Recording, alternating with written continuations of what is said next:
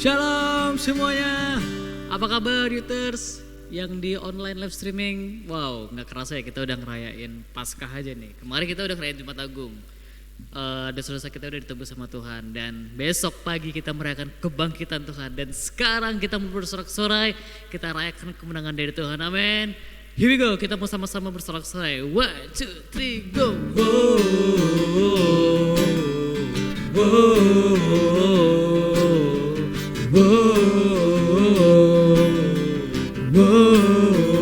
Sama-sama katakan, Yesus kau kekuatan di hidupku, takkan gentar langkahku. Kau angkat tanganku di saat ku jatuh. Kaulah sumber kuatku. Lembah yang gelap kan ku lewati, sebab Engkau sertaku. Dengan imanku ku diselamatkan oleh kuasa Yesus, oleh kuasa Yesusku. Sama-sama katakan, ku angkat tanganku, ku sorakan haleluya. Namamu berkuasa, surga bumi nyatakan. Ku angkat tanganku, nyatakan kau hebat, Allah yang perkasa, berkuasa selamanya.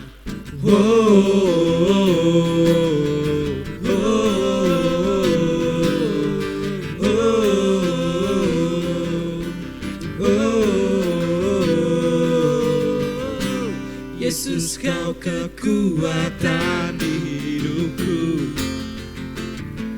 takkan gentar langkahku.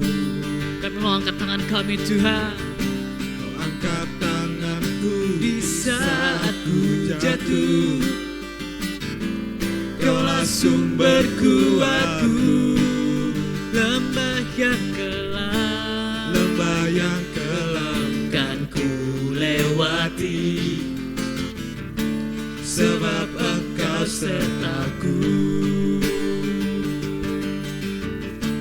Dengan imanku ku diselamatkan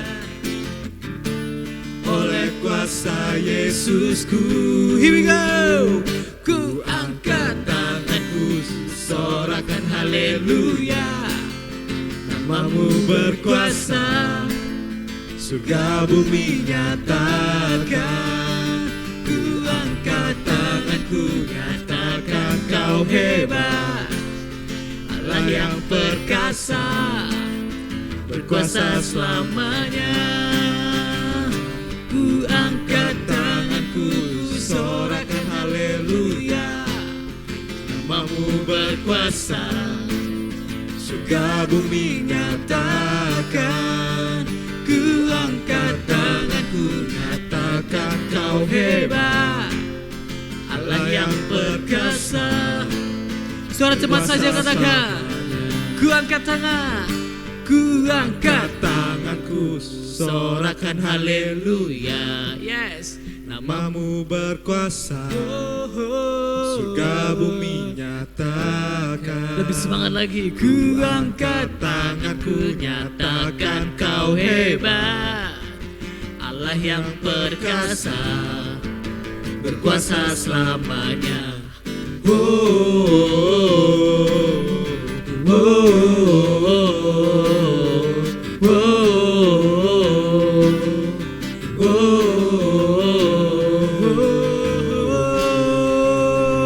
Kita beri tepuk tangan yang mulia buat Tuhan Allah kita. Haleluya. Terima kasih Tuhan untuk pengorbananmu di kayu salib Tuhan. Terima kasih untuk penebusan yang Kau berikan bagi kami Tuhan.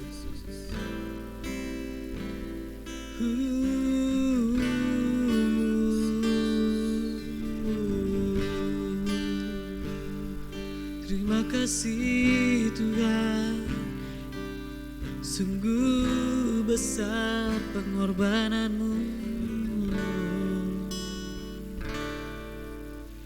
Kemanakah aku dapat pergi, menjauhi rohmu yang suci, kau sahabat.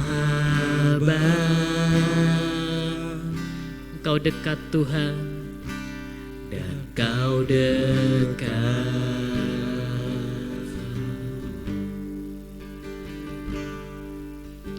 Bahkan seluruh pengabdianku tak bisa membalas kesetiaanmu, sungguh mulia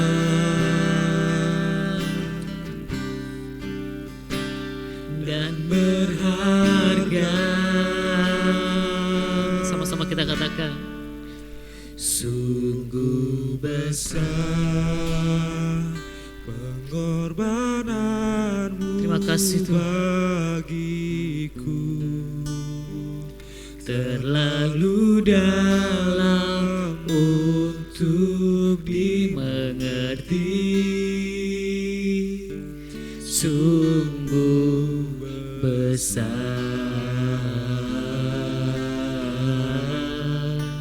sungguh indah yang kau pikirkan tentangku, tak terselami bagiku. Sungguh indah, sungguh indah.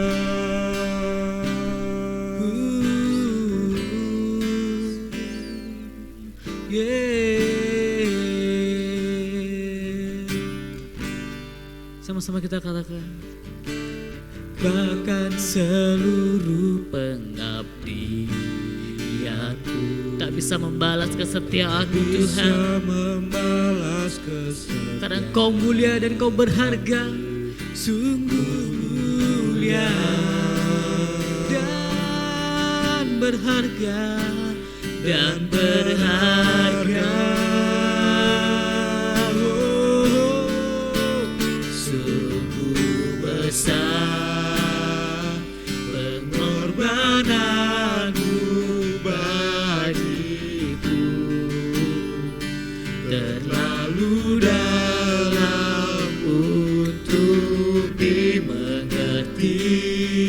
Sungguh besar, besar,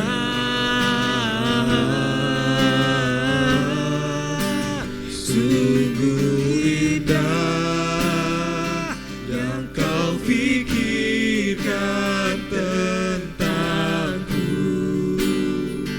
tak terselami bagiku.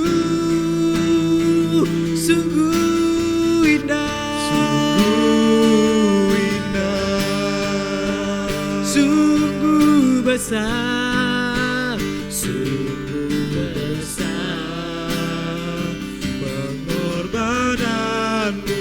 Terima kasih Tuhan. Terlalu dalam untuk dimengerti. Sungguh besar, sungguh indah yang kau pikirkan tentangku Tuhan, tak terselami bagiku. Sungguh indah, sungguh indah, oh sungguh indah, sungguh indah, sungguh indah, sungguh indah.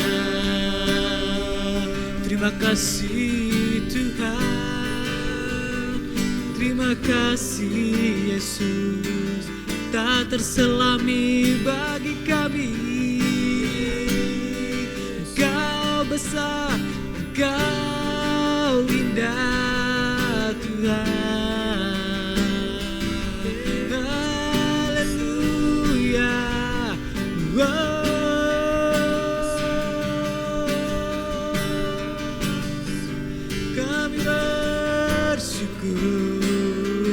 pengorbananmu bagi kami. Haleluya, oh, haleluya.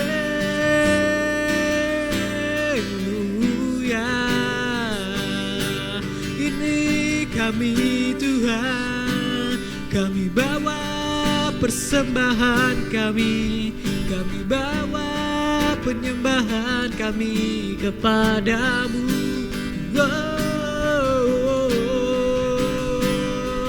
Dengan segenap hati kami, dengan segenap jiwa kami bawa semuanya kepadamu. Terima kasih Tuhan, terima kasih Yesus buat pengorbananmu Tuhan.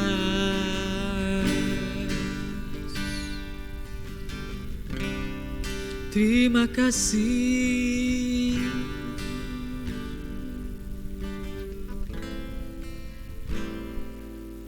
Buat pengorbanan.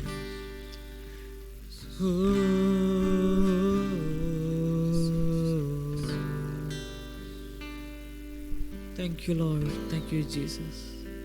Kita mau lebih sungguh-sungguh lagi katakan.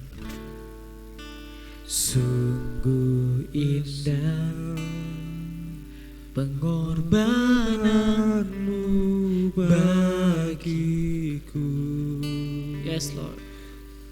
Lu dalam untuk dimengerti, sungguh besar. Yes Jesus.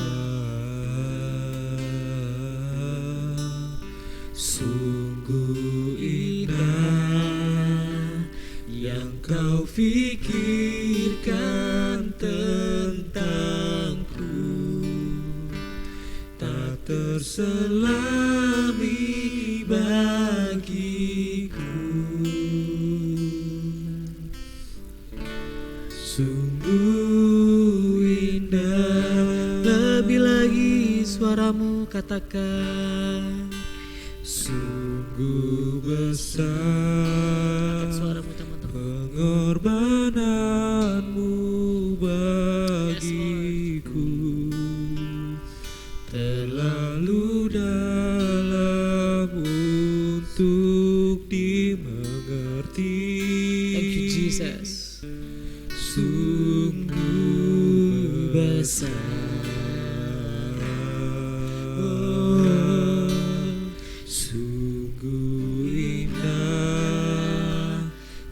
Kau pikirkan tentangku,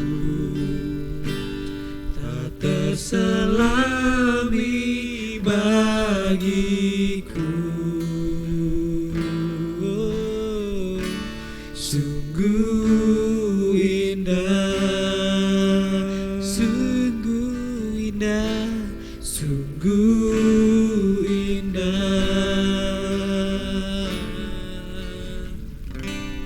Sungguh indah.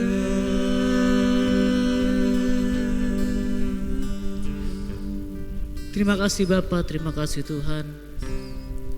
Benar-benar sungguh indah pengorbananmu di atas kayu salib untuk kami Tuhan. Karya penebusanmu, karya pengorbananmu di atas kayu salib. Kami mau menghargai itu Tuhan, kami mau sangat menghormati itu Tuhan Yesus. Terima kasih untuk semuanya Tuhan, dan sekarang kami mau akan mendengarkan firman-Mu Tuhan. Kau urapi hamba-Mu yang akan menyampaikannya nanti Tuhan.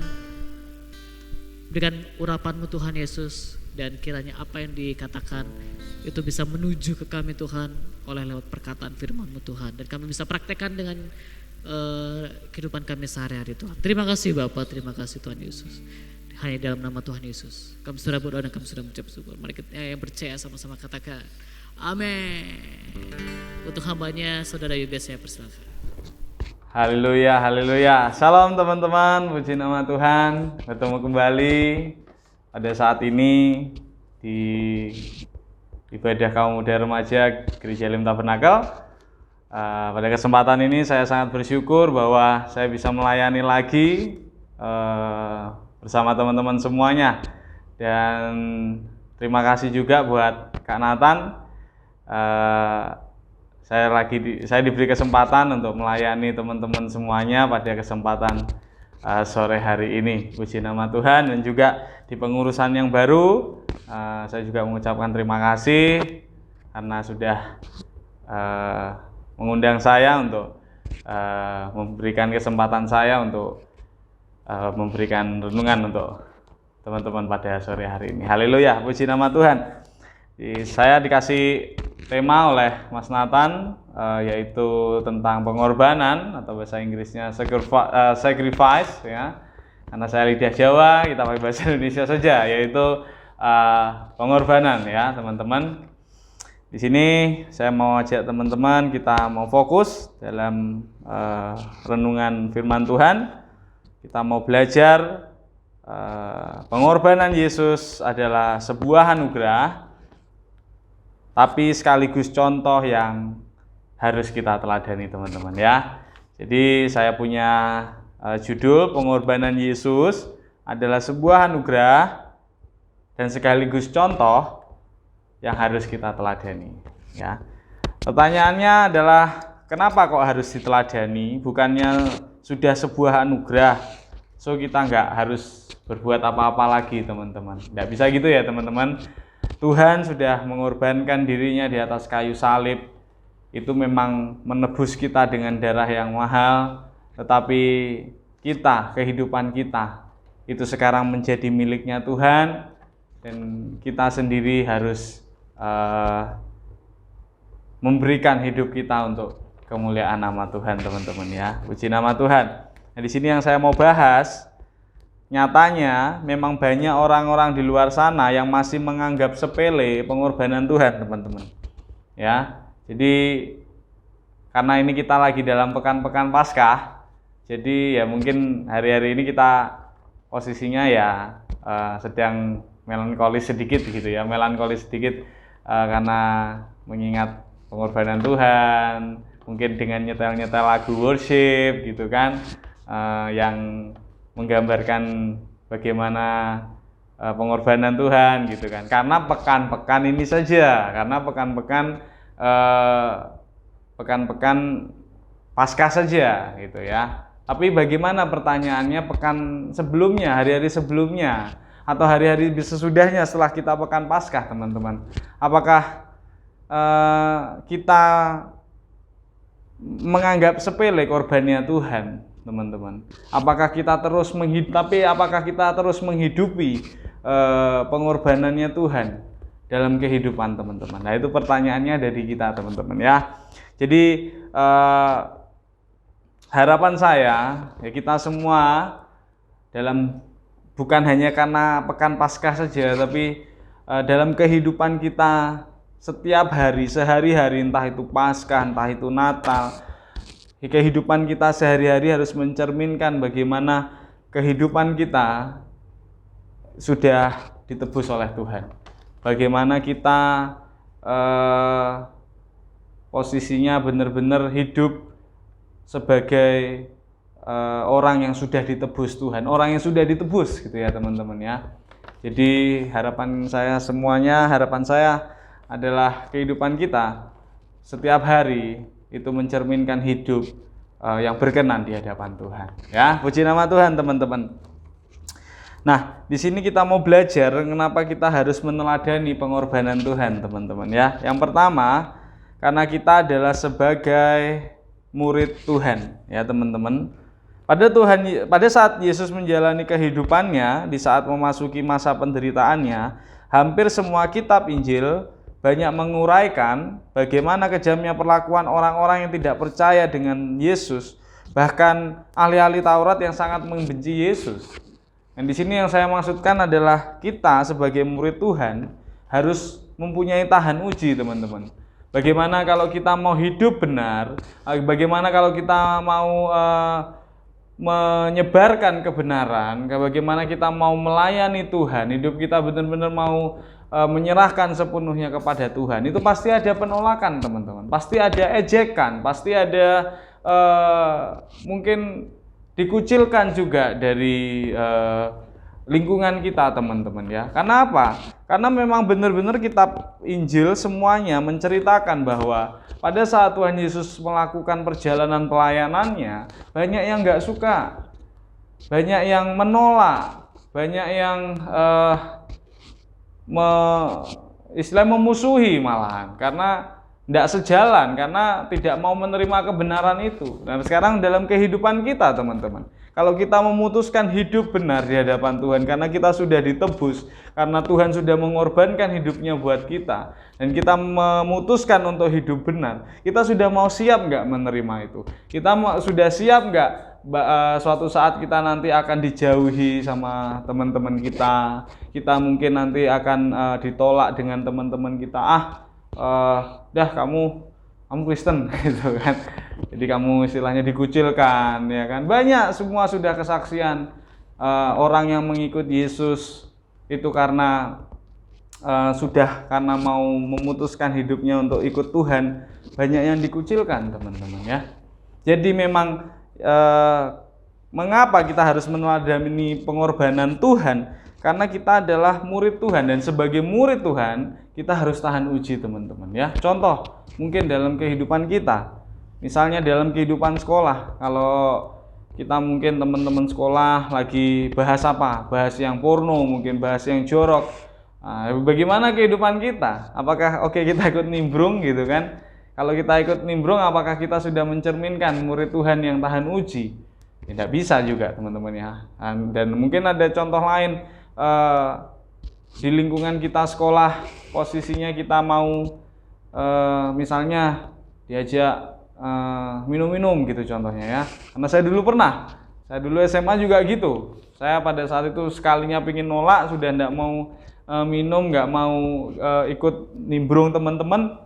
Banyak sekali saya dibully juga, teman-teman, diisengin juga. Kunci motor saya dihilangin, disembunyiin, helm juga gitu kan. Bahkan mungkin motor saya pernah diapain, digembosin gitu, karena saya mau menolak. Tapi ya pasti jelas kita akan dijauhi gitu, teman-teman ya. Maka oleh karena itu saya tulis di sini, pada saat Tuhan Yesus menjalani kehidupannya menjadi manusia dan mulai melakukan perjalanan pelayanannya, hampir kitab Injil semua bicara atau menguraikan perlakuan orang-orang yang tidak percaya itu kejam sama Tuhan Yesus dan juga sama murid-muridnya ya, teman-teman. Dan ahli Taurat pun yang benar-benar setiap harinya itu baca kitab Taurat, itu pun juga gak sejalan sama Tuhan Yesus, juga melakukan hal yang kejam terhadap Tuhan Yesus. Dan sekarang pertanyaannya ada di kita.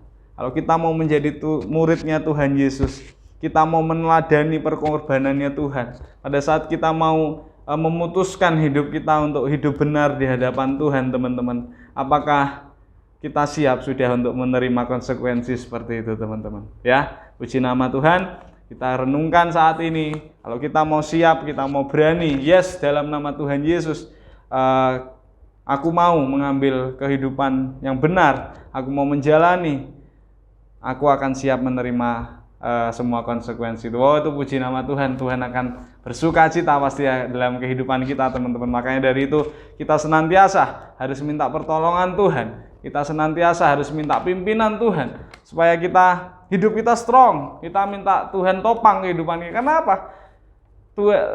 Kitab Injil semua sudah menjelaskan seperti itu. Konsekuensinya kalau hidup benar, ya pasti akan dapat banyak dampak negatifnya. Bukan hanya kitab Injil, teman-teman, kayak kitab Kisah Para Rasul, bagaimana Paulus yang sudah tahu tentang pengorbanan Tuhan, sudah tahu pribadi Tuhan Yesus, dan dia sudah memutuskan untuk hidup untuk Tuhan Yesus, langsung banyak hal-hal negatif yang datang kepada Paulus. Ya mau dibunuh lah, padahal Paulus dulu ya mengerjakan pembunuhan, dia bunuh orang-orang yang percaya sama Tuhan, tapi sekalinya dia kena lawatan Tuhan, ketemu Tuhan Yesus, dia memutuskan untuk hidup benar dan memutuskan untuk menjadi murid Tuhan Yesus, ya konsekuensinya ada.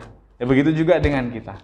Ya, puji nama Tuhan, teman-teman. Saya berdoa dan kita berharap bersama-sama, kita berdoa bersama-sama minta pertolongan Tuhan. Di saat kita mau memutuskan untuk hidup benar di hadapan Tuhan, memutuskan untuk, oh Tuhan, hidup kami ini hanya untuk kemuliaan nama Tuhan, aku mau hidup benar. Ya, kita mau minta pertolongan supaya apa? Kita dikuatkan oleh Tuhan, kita menjalani kehidupan ini dengan penuh semangat, sukacita. Karena apa? Karena Tuhan yang menopang kita. Puji nama Tuhan, teman-teman, puji nama Tuhan. Kita lanjut. Yang kedua, kenapa kita harus meneladani pengorbanan Tuhan? Yang kedua adalah karena kita ditebus dengan tujuan yang menguntungkan buat kita, ya. Kita mau baca Roma 5 ayat 9, teman-teman. Puji nama Tuhan. Saya mau bacakan buat teman-teman semua. Roma 5 ayat yang ke-9 ya, teman-teman. Oke, saya baca 2-3. Lebih-lebih karena kita sekarang telah dibenarkan oleh darahnya, kita pasti akan diselamatkan dari murka Allah. Puji nama Tuhan, ya. Sekali lagi saya bacakan, lebih-lebih karena kita sekarang telah dibenarkan oleh darahnya, kita pasti akan diselamatkan dari murka Allah. Nah, di sini saya tulis kenapa kita harus meneladani pengorbanan Tuhan, karena kita ditebus dengan tujuan yang menguntungkan bagi kita. Mengapa saya anggap keuntungan, teman-teman? Ya karena tadi dalam ayat yang kita sudah baca di ayat 9, kita yang B ya, bagian B, kita pasti akan diselamatkan dari murka Allah. Jadi sebuah keuntungan besar, kita tidak melewati hukuman Tuhan, kita tidak masuk hitungan murkanya Tuhan, teman-teman. Itu adalah sebuah keuntungan besar, dan malah sebuah kerugian kalau kita malah masuk dalam murkanya Tuhan, kemarahannya Tuhan. Karena apa? Karena hidup kita tidak mencerminkan atau kita menganggap sepele pengorbanan Tuhan, teman-teman. Kalau kita menganggap sepele pengorbanan Tuhan, karena yang korban kan bukan kita, yang korban Tuhan Yesus. Jadi kita ya hidup kita enteng aja, kita buat dosa ya nggak masalah. Toh juga yang korban bukan saya, tapi yang korban Tuhan Yesus. Begitu ya, teman-teman. Itu jangan sampai ada pemikiran begitu dalam kehidupan kita, dalam nama Tuhan Yesus itu dipatahkan, diusirkan dalam kehidupan kita ya, teman-teman. Jadi mengapa kalau kita harus meneladani pengorbanan Tuhan? Karena tujuannya itu adalah menguntungkan buat kita, ya karena kita terbebas dari murkanya Tuhan dan juga hukuman kekal.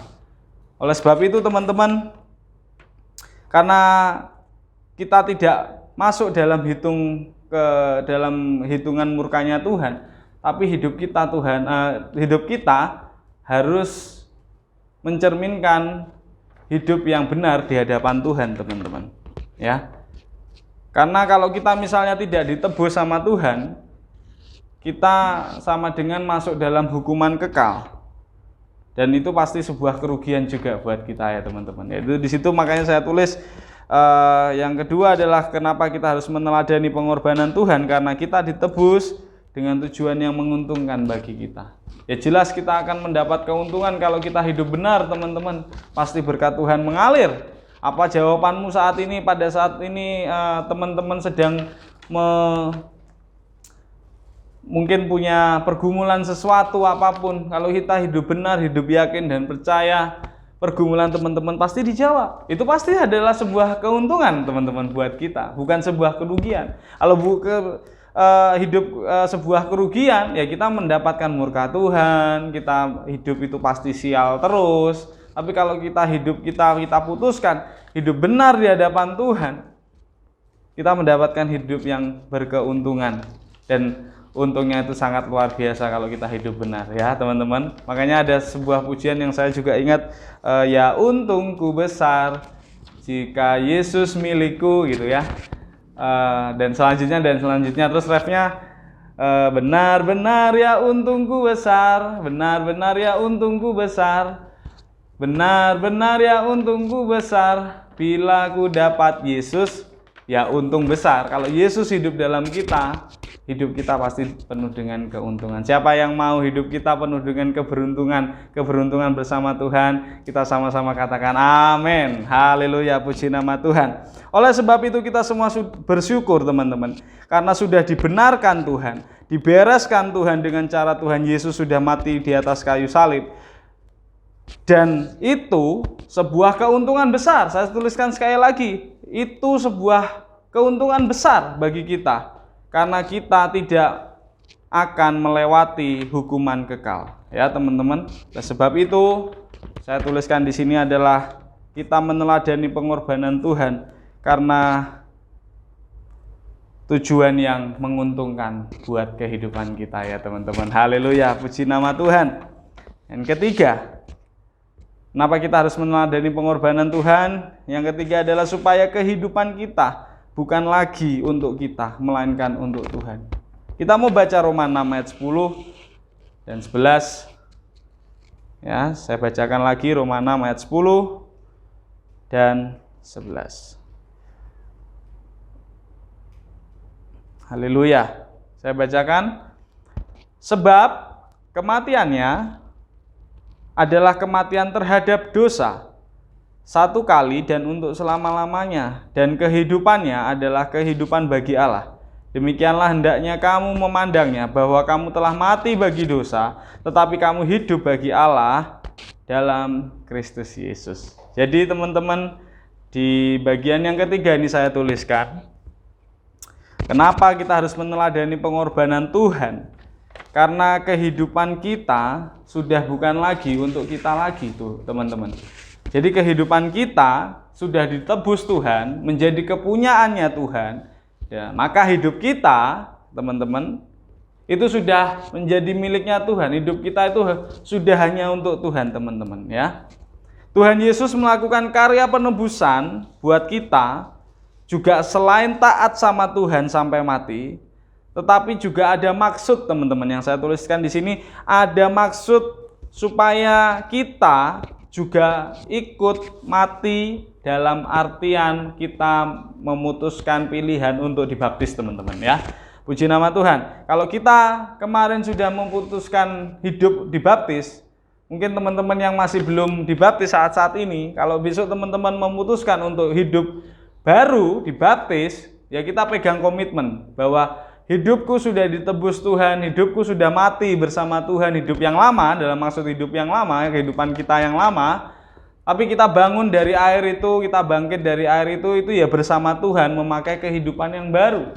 Kita punya komitmen, kehidupan yang baru adalah kehidupan yang menyenangkan Tuhan, kehidupan yang tidak memakai kehidupan yang lama lagi, kehidupan yang menyenangkan hati Tuhan, menuruti firman Tuhan, melakukan firman Tuhan, teman-teman.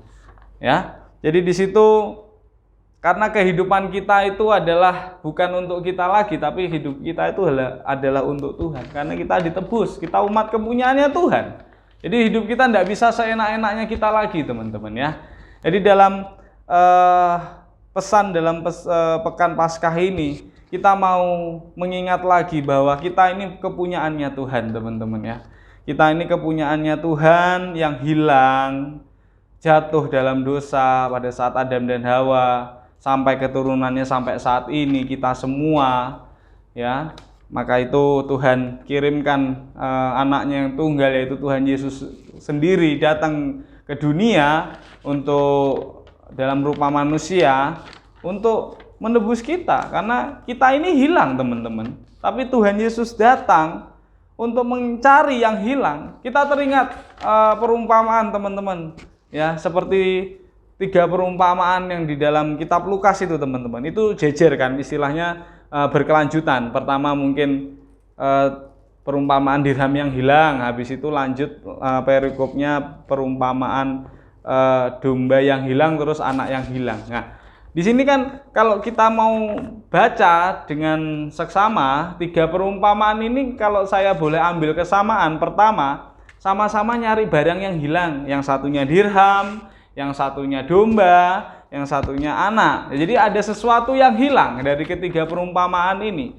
Terus yang saya boleh ambil kesamaan adalah tiga-tiganya ini posisinya barang yang hilang ini pasti berharga, ya.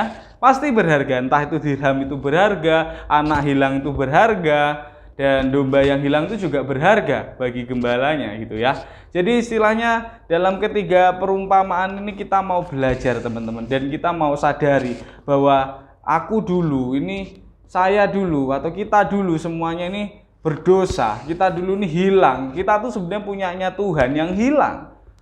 Tapi dalam pekan-pekan Paskah ini kita mau dalam pekan Paskah saat ini kita mau merenung bahwa Tuhan ampuni aku kalau aku masih melakukan hal yang tidak berkenan di hadapan-Mu, karena aku ini sebenarnya sudah Engkau temukan, tapi kadang aku masih bandel.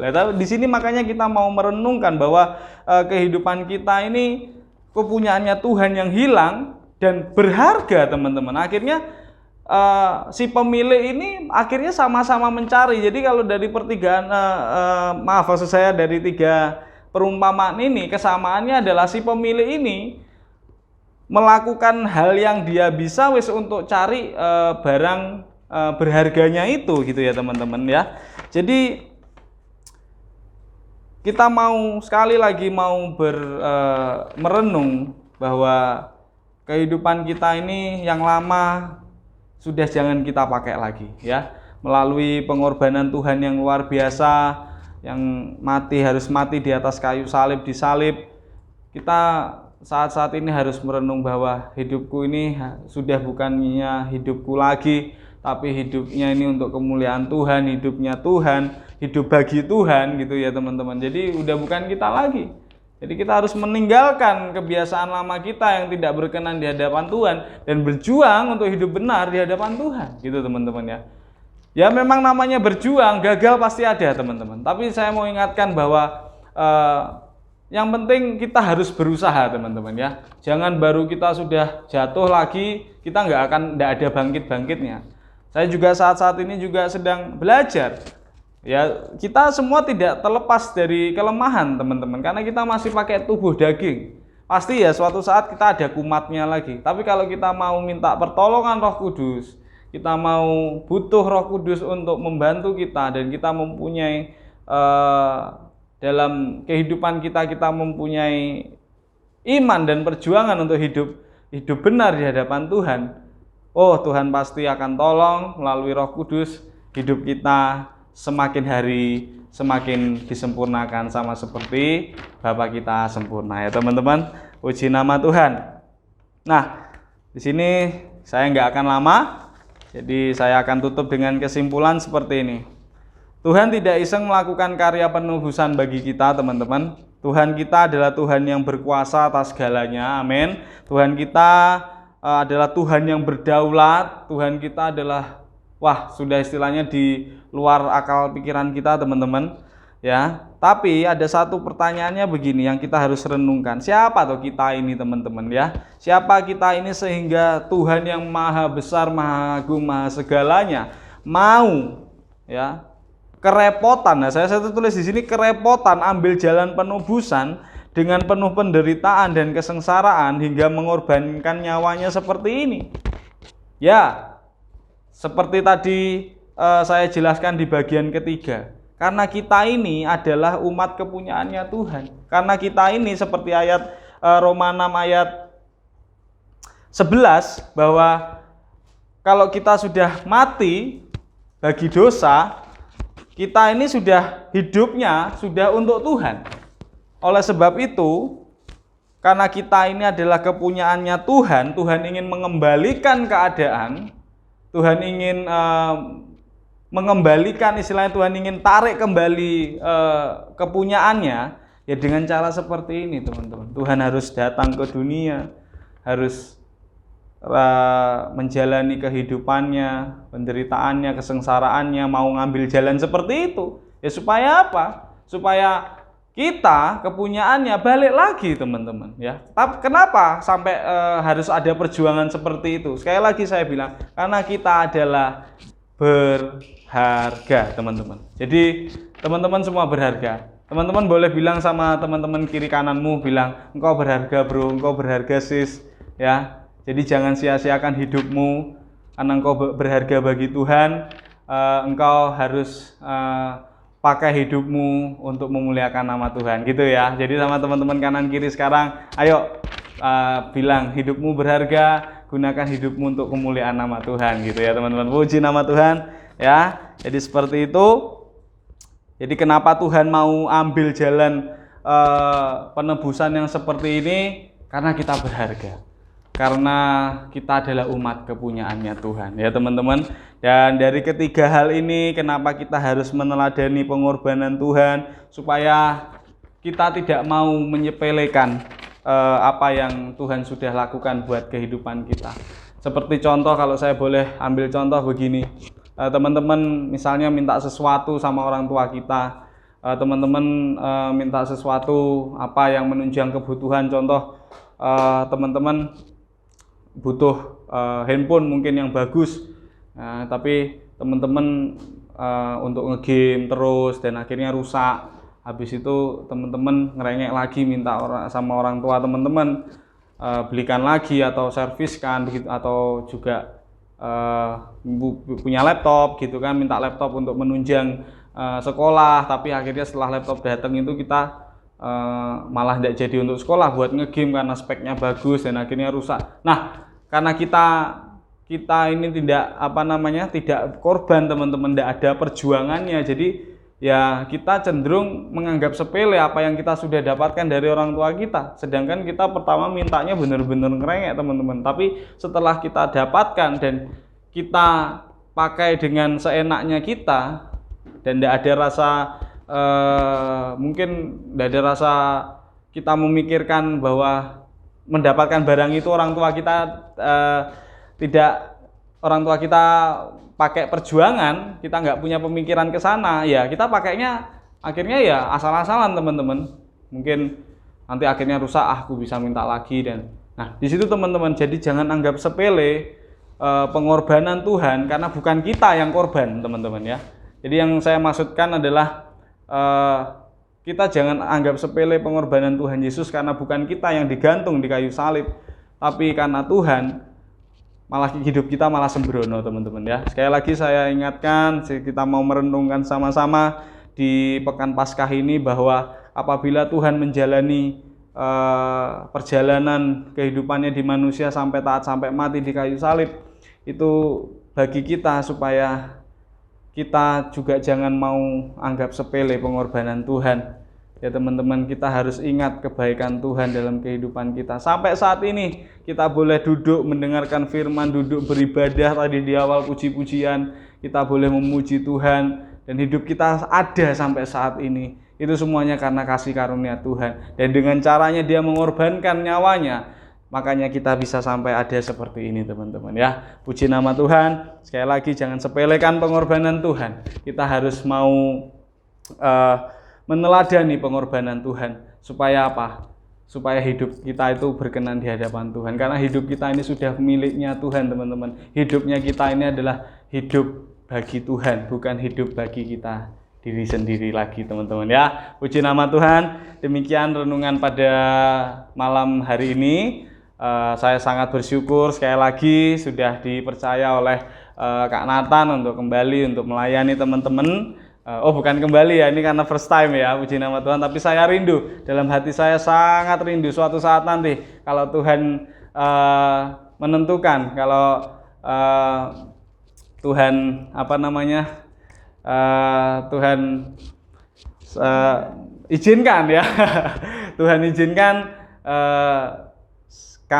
saya dengan istri boleh melayani kembali onsite di Gereja Elim Tabernakel. Puji nama Tuhan.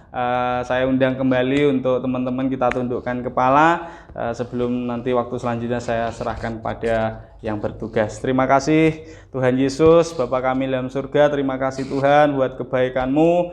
Pada saat ini hamba-Mu sudah selesai berbicara, tetapi biarlah Roh Kudus-Mu terus berbicara kepada teman-teman di tempat ini. Biarlah Roh Kudus yang terus membimbing teman-teman di KMR Gereja Elim Tabernakel ini Tuhan, untuk semakin hari semakin meneladani akan pengorbanan-Mu. Pengorbanan-Mu bukan pengorbanan yang iseng Tuhan, pengorbanan-Mu bukan pengorbanan yang biasa, tetapi pengorbanan-Mu itu ada maksud dan tujuan yang luar biasa, supaya kami pada saat ini boleh ada sebagaimana kami ada Tuhan. Terima kasih Bapa, terus tanamkan dalam hati pikiran kami bagaimana pengorbananmu Tuhan yang begitu luar biasa, dan bagaimana kami harus meresponi, kami harus tetap memperjuangkan hidup benar kami di hadapan-Mu Tuhan, karena hidup kami bukan hidup kami lagi, melainkan hidup kami hanya bagi nama Tuhan dan kepunyaannya Tuhan. Terima kasih Bapak, dan hamba-Mu juga berdoa buat seluruh teman-teman kaum muda remaja di Gereja Elim Tabernakel ini, semakin hari semakin diberkati Tuhan, semakin hari semakin dipakai Tuhan, lebih heran lagi dalam sekolah, kerja, kuliah, dan apapun yang dikerjakan oleh semua teman-teman kaum muda remaja di Gereja Elim Tabernakel ini boleh mencerminkan hidup yang berkenan di hadapan Tuhan. Terima kasih Bapak, Kau baik dalam kehidupan kami. Cara khusus juga berdoa buat Nathan dan juga untuk teman-teman pengurusan yang baru.